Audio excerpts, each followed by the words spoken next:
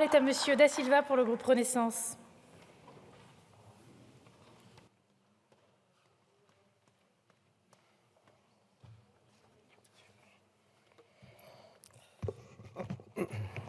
Bien. Madame la Présidente, Monsieur le Ministre, Monsieur le rapporteur, cher Président Mattei, mes chers collègues. À bien des égards, le logement est au cœur des préoccupations de nos concitoyens.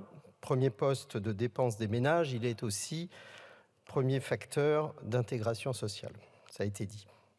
Le logement est au carrefour d'enjeux socio-économiques et écologiques majeurs qui demandent notre pleine et entière mobilisation.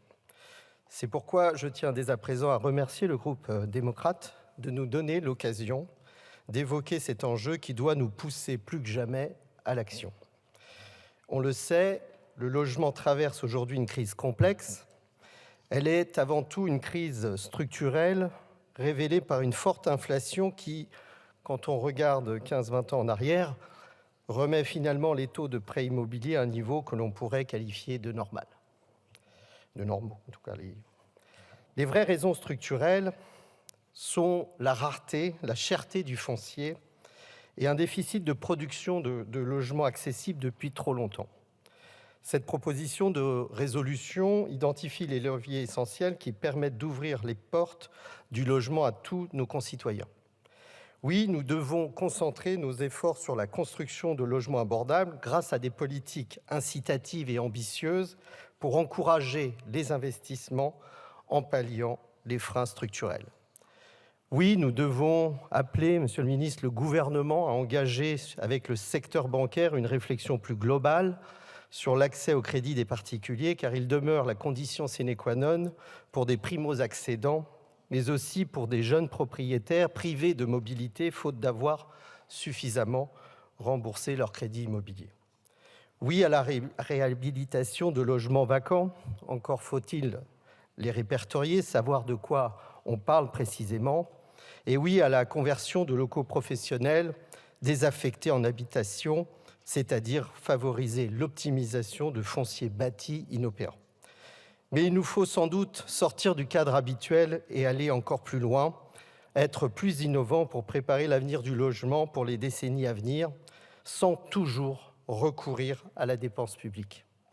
Il s'agit notamment de repenser le parcours résidentiel du locataire depuis son accès à un logement social jusqu'à son accession à la propriété, en passant par le locatif intermédiaire.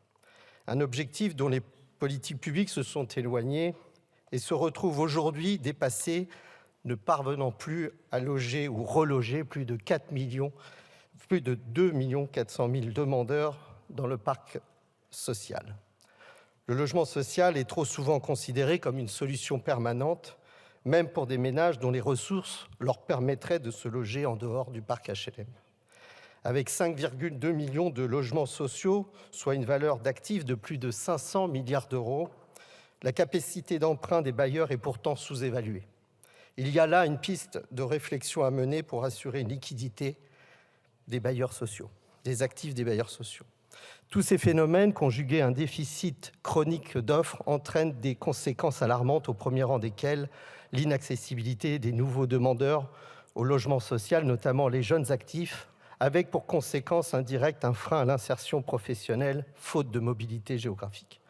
Cette situation fragilise évidemment les publics les plus modestes qui préfèrent refuser un emploi sans solution de logement abordable à proximité de leur lieu de travail. Je souhaite ici rappeler l'importance du lien entre emploi et logement. En effet, plus d'un Français sur 10 a déjà été contraint de refuser un emploi faute de logement, dont 14% des moins de 35 ans. Si nous voulons réindustrialiser la France et mettre le cap sur le plein emploi, nous ne pouvons pas nous satisfaire de cette situation. C'est pourquoi nous devons réaffirmer notre objectif commun, l'accès à un logement abordable pour tous, notamment les ménages modestes et prioritairement ceux qui doivent pouvoir se loger à proximité de leur emploi, qu'ils soient publics ou privés. Nous soutenons les objectifs portés par cette proposition de résolution et c'est pourquoi le groupe Renaissance votera pour. Je vous remercie. Merci, Monsieur Da Silva. La parole est à Monsieur Tivoli pour le groupe Rassemblement national.